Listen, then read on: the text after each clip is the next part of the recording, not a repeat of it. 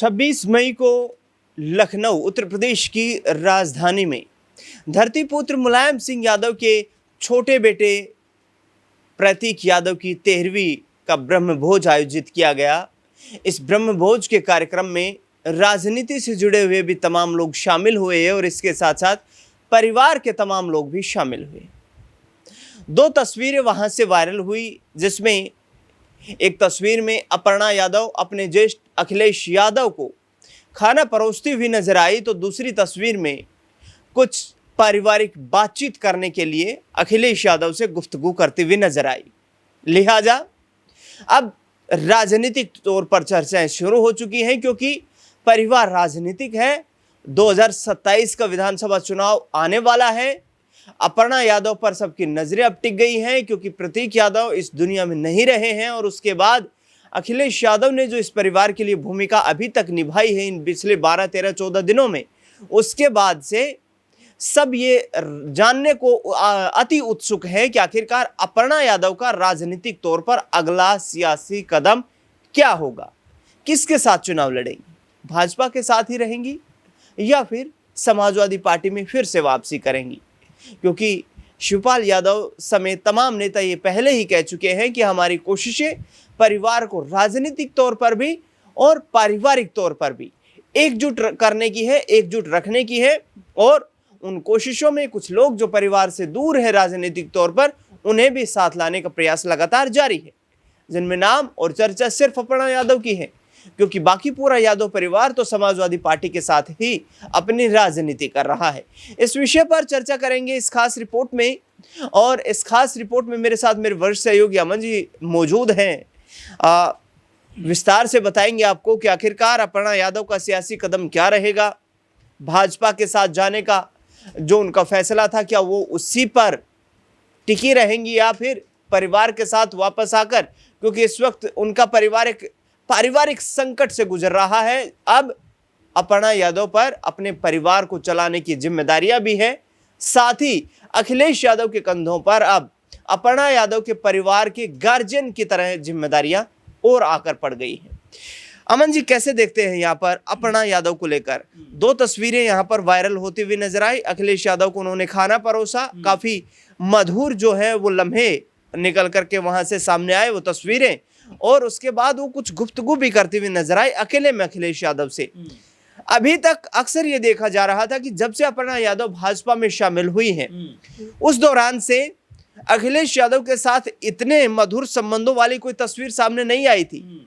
लेकिन अब क्या अपर्णा यादव अखिलेश यादव को नेताजी की भूमिका में गार्जियन की तरह देख रही? देखिए दिनेश जी, बिल्कुल आपने महत्वपूर्ण बात इसमें कही है कि जिस तरीके से अपर्णा यादव ने अपने तमाम कुनबे को, तमाम परिवार को कह सकते हैं कि एकजुटता वहाँ पर जो देखने को मिली है, उसमें अपर्णा यादव की भूमिका भी इसलिए बड़ी हो जाती है कि क्या पारिवारिक तौर पर वो अपने परिवार के साथ ही रहना चाहेंगे। हालांकि वो साथ ही हैं, लेकिन इसमें अगर पॉलिटिकल एंगल हम देखें तो क्या वो वाकई में अपने परिवार के साथ रहते हुए सपा के अंदर वापसी करती हुई दिखाई पड़ेंगी, या यहाँ पर कोई बड़ा फेरबदल होता हुआ दिखाई पड़ेगा कि भाई परिवार तो अपनी जगह ठीक है, लेकिन अगर पॉलिटिकल सोच की बात की जाए तो अपर्णा जो है वो बीजेपी के साथ नजर आएंगी। और वैसे भी हमने देखा कि सीएम योगी जब प्रतीक यादव का निधन हुआ उस समय भी पहुंचे थे, उसके बाद जब 13वीं का कार्यक्रम था उसमें भी पहुंचते हुए नजर आए। और न सिर्फ योगी जी बल्कि सुधांशु त्रिवेदी और तमाम जो बीजेपी के बड़े नेता हैं, योगी सरकार में मंत्री हैं, वो भी वहाँ पर बैठे हुए पहुँचते हुए दिखाई पड़े।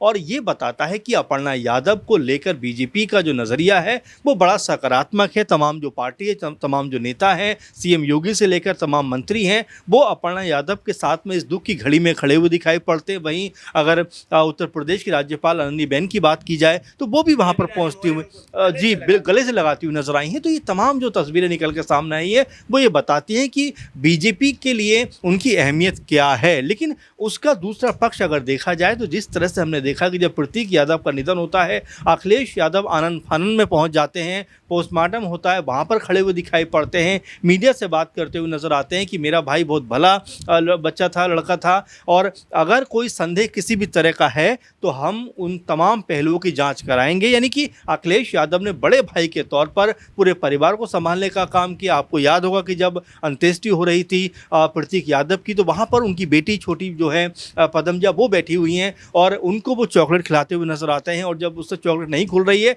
तो बाकायदा उसको वो चॉकलेट खोल के देते हुए नजर आते हैं। यानी पारिवारिक तौर पर देखा जाए तो बड़ा मजबूत यहाँ पर आपस का जो तालमेल है वो बिल्कुल नज़र आता है। लेकिन जब पॉलिटिकल तौर पर हम देखते हैं तो दिनेश जी, चूँकि अभी 14-15 दिन हुए हैं जब प्रतीक यादव इस दुनिया से गए हैं, तो ऐसे में अपर्णा यादव के लिए इन चीज़ों पर सोचना या कोई भी बयान देना बहुत मुश्किल है। लेकिन हाँ, जैसे जैसे समय गुजरेगा हो सकता है कि पॉलिटिकल करियर को लेकर, क्योंकि अभी तक देखेंगे बीजेपी में लगभग 5 साल का वक्त हो गया, लेकिन पॉलिटिकल तौर पर कोई बड़ा अचीवमेंट अपर्णा यादव के हाथ में नहीं है। इक्का दुक्का जगहों पर प्रचार प्रसार किया है, महिला आयोग में उपाध्यक्ष उनको बना दिया है, और उस बात को लेकर बहुत नाखुश उस समय दिखाई पड़ी थी। तो ऐसे में जिस तरह से परिवार एकजुट दिखाई पड़ा है, तो क्या अपर्णा की वापसी, क्योंकि सोशल मीडिया पर बहुत सारे लोग यही बात कह रहे हैं कि देखिए परिवार तो परिवार होता है, अगर आपका दुख कोई भी की घड़ी आपके सामने आई है तो वहाँ पर परिवार सबसे पहले आपके लिए मौजूद है। तो इन तमाम चीज़ों को देखते हुए कहा जा सकता है कि अपर्णा यादव जो है वो हो सके तो आने वाले दिनों में पॉलिटिकल तौर पर कोई बड़ा फैसला करती हुई दिखाई पड़ जाए। बिल्कुल, यहाँ पर अपर्णा यादव को लेकर चर्चा ये है कि पॉलिटिकल तौर पर कोई बड़ा फैसला लेती हुई नजर आ जाए। विधानसभा के चुनाव की तैयारियां शुरू हो चुकी हैं। अखिलेश यादव ने ताबड़तोड़ प्रेस कॉन्फ्रेंस करते हुए योगी आदित्यनाथ सरकार की नीतियों को निशाना बनाया, और यहाँ तक कि ये कहा कि वर्तमान सरकार जो है वो अब अपने अंतिम चंद महीने जो है वो काट रही है।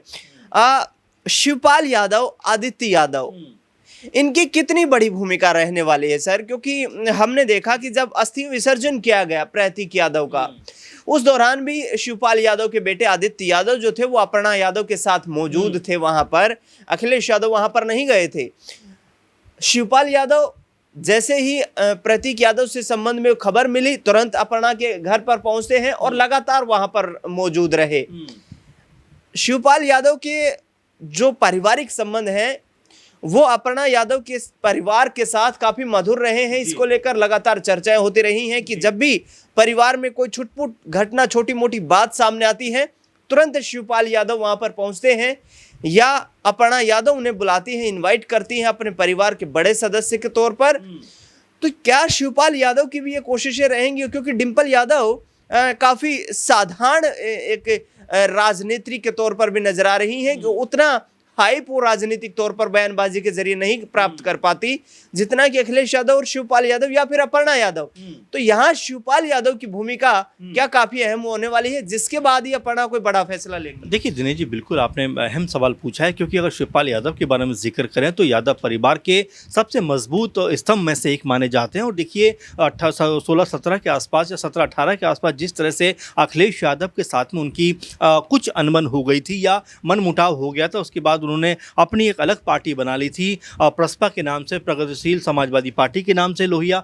अब आप देखते हैं कि जिस तरह से मुलायम सिंह यादव या नेताजी का निधन होता है, तब पूरी तरीके से अपने भतीजे यानी अखिलेश यादव के साथ में वो खड़े हुए दिखाई पड़ते हैं। और तो और कि जब जो भी कार्य होने होते हैं उसमें न सिर्फ शामिल होते हैं, बल्कि उसके बाद अपनी पार्टी का विलय वो सपा में करते हुए दिखाई पड़ते हैं। और देखिए जब चाचा भतीजे की जोड़ी बनती है दिनेश जी, तो लोकसभा चुनाव में किस कदर सफलता हासिल करते हैं कि 37 जो लोकसभा सीटें हैं, जो काम मुलायम सिंह यादव जैसे दिग्गज नेता भी नहीं कर पाए, वो अखिलेश यादव ने मिलकर, दोनों ने चाचा भतीजे मिलकर वो काम कर दिया। अब उसी की बानगी अगर हम देखें तो हो सकता है कि, क्योंकि आपने भी जिक्र किया कि शिवपाल यादव के बेहद करीब मानी जाती हैं अपर्णा, बहुत उनको सम्मान देती हुई नजर आती हैं, और आदित्य यादव ने जिस तरह की भूमिका को कह सकते हैं अदा किया है, उसको लेकर भी चर्चा चल रही है। क्योंकि पदमजा जो छोटी बेटी है, आप देख रहे थे उनकी उनकी उंगली पकड़ते हुए चल रही थी। कई जगह पर जब वो रोती हैं तो वहाँ पर उनको संभालते हुए नजर आते हैं, समझाते हुए नजर आते हैं। तो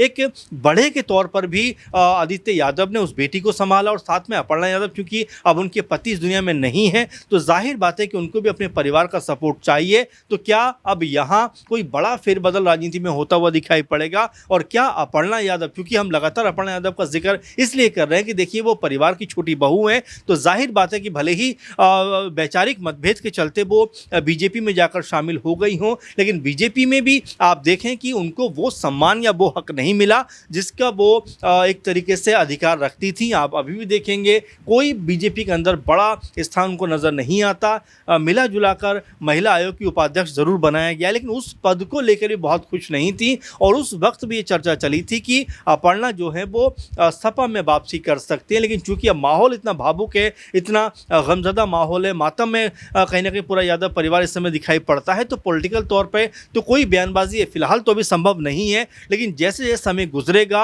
हो सकता है अपर्णा यादव कोई बड़ा फैसला करते हुए नजर आए, क्योंकि जिस तरह परिवार एकजुट हुआ है तो इन तमाम चीज़ों का एहसास करते हुए, क्योंकि सोशल मीडिया पे आप देखेंगे इस तरह के कमेंटों की बाढ़ सी आई हुई है कि अपर्णा यादव को वापस अपने परिवार के साथ ही राजनीति करनी चाहिए, उनकी पार्टी में ही आगे बढ़ना चाहिए, क्योंकि बीजेपी में सिर्फ उनके नाम का इस्तेमाल किया जा रहा है, उनको कोई भी ओहदा बीजेपी की तरफ से नहीं दिया गया। तो इन तमाम चीज़ों को देखते हुए कहा जा सकता है कि अब अपर्णा यादव कोई बड़ा फैसला करती हुई दिखाई पड़ सकती हैं। बिल्कुल, ये यूपी की राजनीति में देखना काफी दिलचस्प रहेगा। हालांकि महिला आयोग की अपर्णा यादव उपाध्यक्ष हैं, अध्यक्ष नहीं उपाध्यक्ष, और उस वक्त से उन्हें इंतजार है जब यूपी में वो नई सरकार बनने के चंद महीनों के बाद ही शामिल हो गई थी। उसके बाद राज्यसभा के चुनाव आए, एमएलसी भी बन सकती थी, लेकिन भाजपा ने उतना बड़ा रिस्क लेने की या उतना बड़ा राजनीतिक फैसला लेने की यहाँ पर कोई रणनीति नहीं बनाई, और जिसके चलते अपर्णा यादव को अभी तक इंतजार करना पड़ रहा है। इस बीच कई विधानसभा चुनाव के उपचुनाव भी देखने को मिले, लेकिन अपर्णा यादव में भारतीय जनता पार्टी ने चुनाव लड़ाने तक की दिलचस्पी नहीं दिखाई। यहां तक कि लोकसभा 2024 के चुनाव को लेकर भी अपर्णा यादव की कोशिशें थी कि वो बीजेपी की किसी टिकट पर किसी सीट से चुनाव लड़े, लेकिन वहां पर भी उन्हें कोई कामयाबी हासिल होती हुई नजर नहीं आई। 2027 के राजनीतिक अवसर को अपर्णा यादव किस तरीके से भुलाएंगी, अब ये देखना बेहद दिलचस्प रहेगा। इस पूरे मुद्दे को लेकर आपकी क्या राय प्रतिक्रिया है, कमेंट बॉक्स में जरूर बताएं। इस खास रिपोर्ट में फिलहाल के लिए इतना ही। देश दुनिया से जुड़ी हुई लगातार बड़ी खबरों के लिए बने रहे हमारे साथ।